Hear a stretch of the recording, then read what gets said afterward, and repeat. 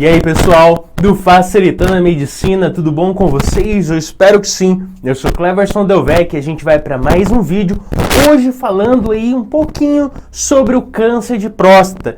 Lembrando pessoal que nós temos aqui vários vídeos sobre urologia / oncologia, né, que entra um pouquinho aí de cada assunto. Mas eu convido você a participar aqui da comunidade, que é muito simples, que é uma comunidade aberta para o pessoal da saúde e também quem gosta de saber um pouco mais sobre ela. É só se inscrever clicando nesse botãozinho vermelhinho que você vê embaixo do vídeo. Clicou ali e você já faz parte aqui. Segunda a sexta sempre temos vídeos novos sem falta aqui para você. Belezinha? Tá convidado, chega de blá blá blá, se inscreve e vamos ao que interessa. Vamos falar aí sobre esse câncer de próstata, tudo que a gente tem que saber, desde o tratamento, as causas, como que a gente faz ali um diagnóstico, vamos dar uma olhadinha. Bom pessoal, logo de cara eu quero começar aqui falando para você que esse câncer de próstata, a gente tem que fazer um acompanhamento antes, né? E aí se recomenda que o paciente, ou seja, todo homem que alcance ali a sua idade de 45, 40 anos, já faça o seu preventivo para evitar piores consequências que a gente vai ver nesse vídeo aqui, que pode acontecer. Mas, lembre-se, Novembro Azul, tá aí a campanha exatamente para os pacientes a partir de 40, 45 anos já fazerem o acompanhamento, principalmente aqueles que têm um ancestral, ou seja, uma característica familiar, um parente que teve câncer de próstata, um avô, um tio, né? Então, lembre-se disso. Se você tem ali já a tendência, já sabe que algum parente teve isso, procure sempre fazer um acompanhamento, porque quanto antes você souber que existe alguma alteração, melhor para você. E, inclusive, melhor para sua namorada, para sua esposa, porque você vai ver que pode ter aí disfunções e tudo mais. Mas começando por aí, 40 a 45 anos, já busque fazer um acompanhamento médico. Agora, a gente fala tanto de próstata, mas o que é essa tal de próstata?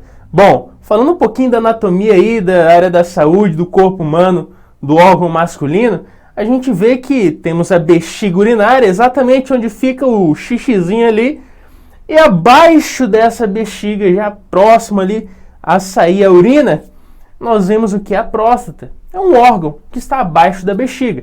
E, obviamente, a nossa uretra, a uretra masculina, passa por dentro dessa próstata.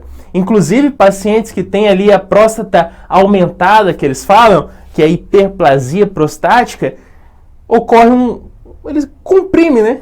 Acaba comprimindo essa uretra que passa por meio dessa nossa próstata. E assim o paciente tem dificuldades de micção no ato ali de urinar.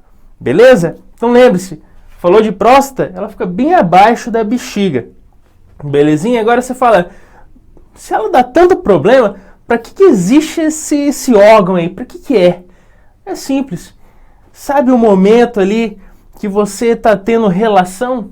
Ou às vezes, né? O que acontece? Essa próstata, ela ajuda a produzir parte do líquido seminal. Ou seja, parte do líquido que vai compor o sêmen é produzido por essa próstata, que é uma glândula.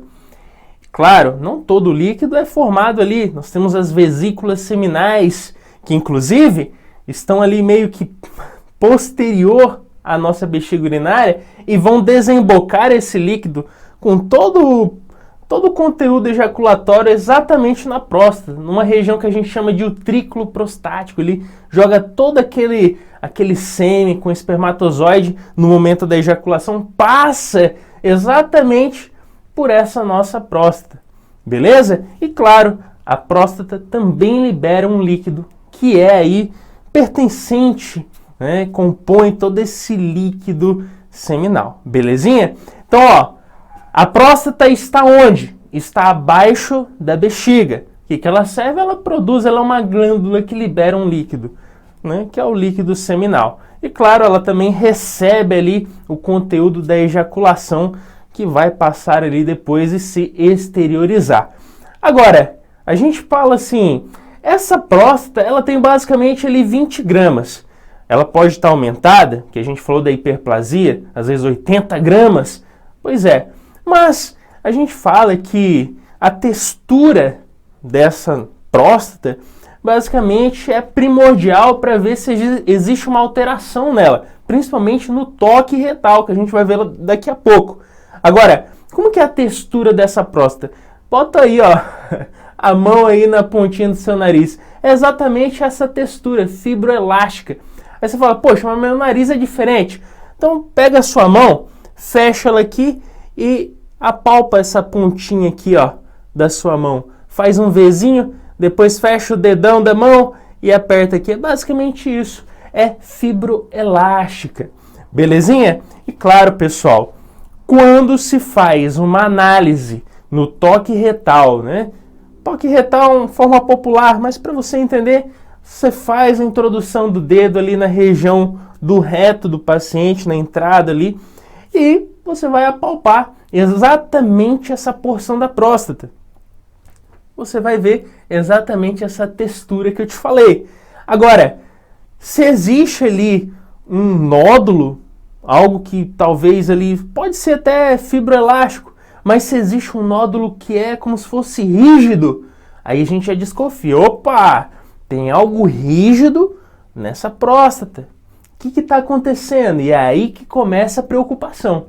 E eu falo para você que por que é importante o acompanhamento a partir dos 40 a 45 anos?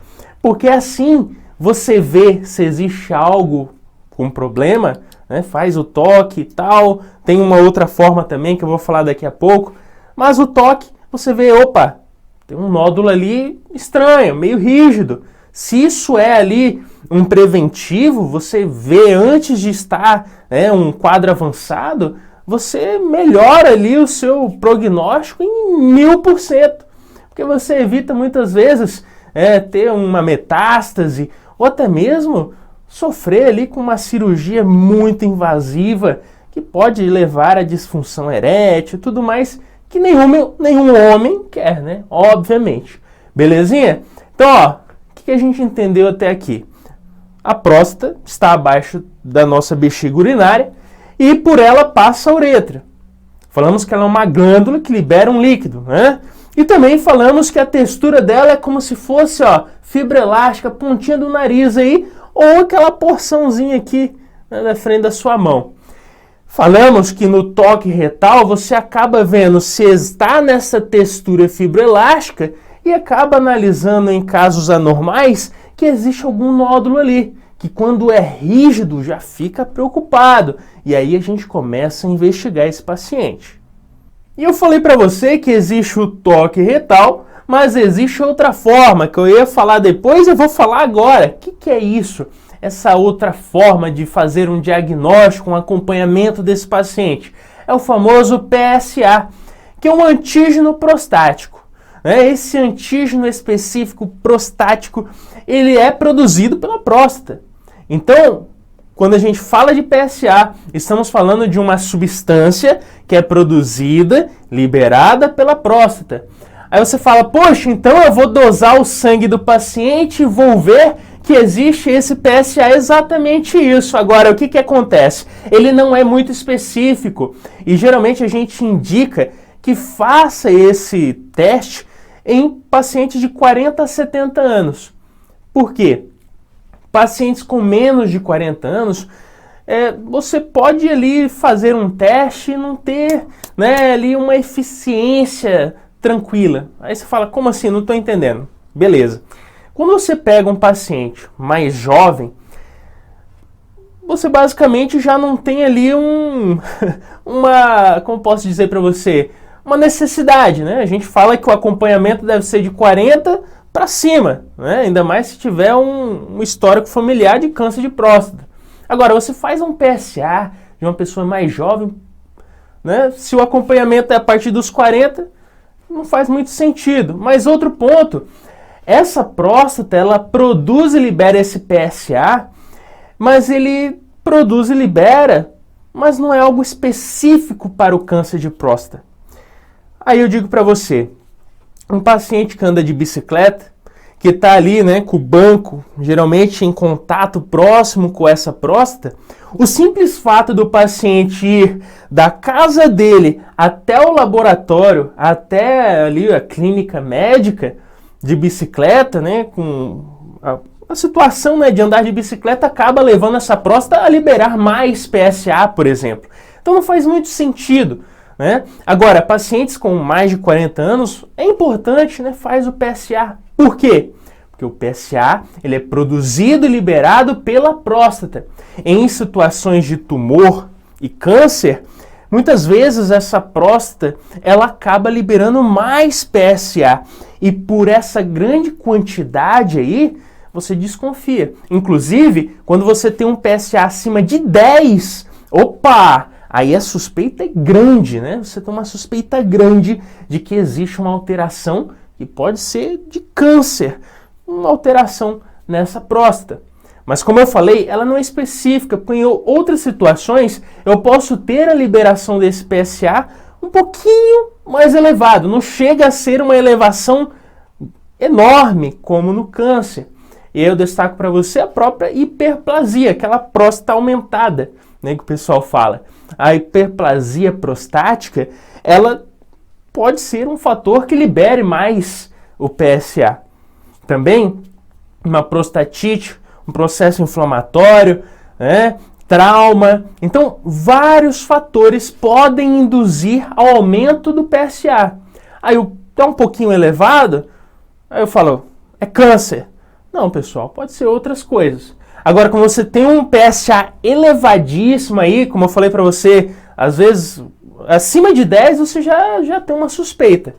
Mas é óbvio, né, pessoal? Se você faz um PSA, o paciente fala, ó, não quero fazer exame do toque, então vamos aqui tirar um sanguezinho, né? Tira o sanguezinho, vê PSA e tal. Opa, acima de 10, PSA mais elevado, você fala, ó, meu amigo, PSA é produzido, né, pela sua próstata. Geralmente um tumor leva o aumento da produção desse PSA pela próstata e assim indica, né, que você pode ter algo ali que pode ser um câncer. Então vamos investigar. Você quer piorar ou vamos fazer um exame do toque? É óbvio, ninguém quer o pior, né, pessoal? Como a gente vai ver mais à frente, aí é algo bem invasivo o câncer de próstata. Mas tudo tem solução.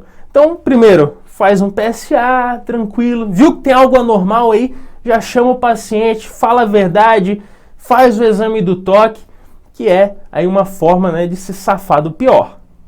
E a gente fala, pessoal, que existe tipos de câncer. É claro, tem a parte ali da biópsia, eu não vou entrar muito a fundo nisso, né? Até porque senão ficaria muito enorme, ficaria enorme, na verdade, essa aula, mas tem tipos, tem uma classificaçãozinha que eu vou deixar bem básica para você, que a gente fala que é local ou avançada.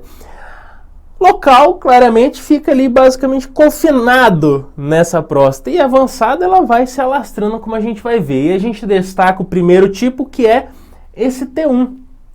E a gente fala que existem subtipos do T1, T2, T3, T4.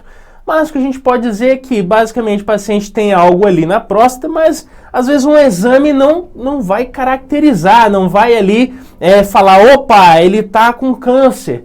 Então, muitas vezes, você vai ter que fazer uma análise mais aprofundada e, às vezes, até fazer a raspagem, que o pessoal fala, dessa próstata.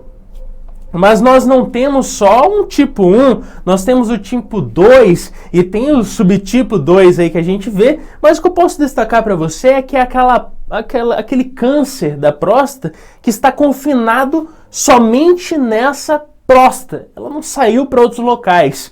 E aí eu falo para você que ele fica ali confinado e pode acometer metade de um lóbulo dessa próstata, ou às vezes até 2 lóbulos, ou seja, vai depender ali do grau desse tipo de câncer.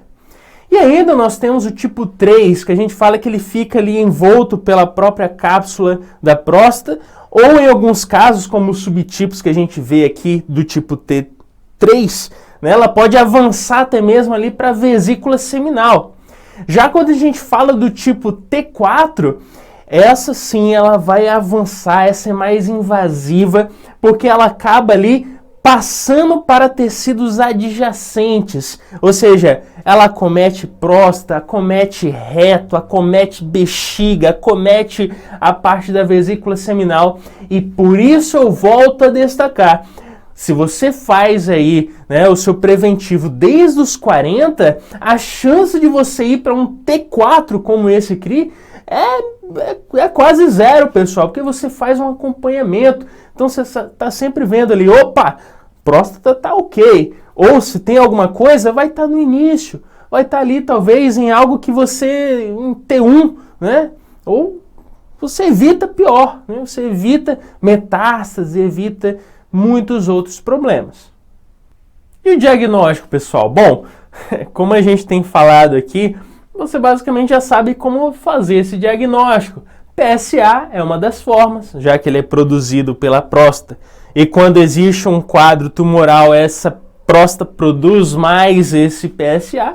Pode ser uma alternativa. É específico, como nós falamos? Não. Não é, porque em outras situações também vai produzir a mais esse PSA pela próstata. Mas aí temos o toque retal. O toque retal, como a gente vê, ele pega essa porção mais posterior, não pega essa porção anterior aí, como a gente vê na imagem. Mas, se você for ali, né, agrupar vários tipos de exames, não tem como você não ver o que está acontecendo nessa próstata. Você pode fazer uma ressonância. Faz uma ressonância, faz o toque retal, faz o PSA, tudo isso vai te ajudar. E se existe ali tudo indicando para você que existe um quadro de câncer de próstata, você ainda pode pegar a parte da biópsia. Faz biópsia desse paciente, papuf, você vê que pode ser um quadro de câncer, né? Algum tipo de neoplasia que está acontecendo ali. Belezinha? E quando a gente fala do tratamento? Bom, pessoal, o tratamento ele depende do paciente, depende da situação do paciente. Mas o que geralmente os quadros variáveis, mais leves, a gente pode dizer que tem radioterapia, né? Tem vários tipos, mas o que é mais frequente de acontecer, até porque homem não gosta muito de ir ao médico, eu não posso falar nada, mas o que acontece? Você faz a postectomia, você retira essa próstata, e não só a próstata, muitas vezes você retira essa próstata e retira também a vesícula seminal. E aí o paciente, muitas das vezes, ele fica com disfunção erétil.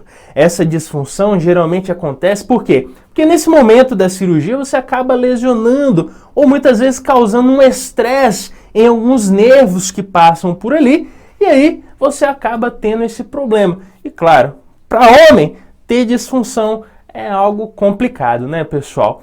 Mas, entre sofrer com as consequências de um câncer e isso, claro que disfunção tem outros métodos aí que o urologista vai passar para esse paciente para resolver depois. Então, pessoal, com isso finalizamos mais um vídeo. Eu espero ter te ajudado. Se inscreve no canal e até o próximo vídeo. Valeu!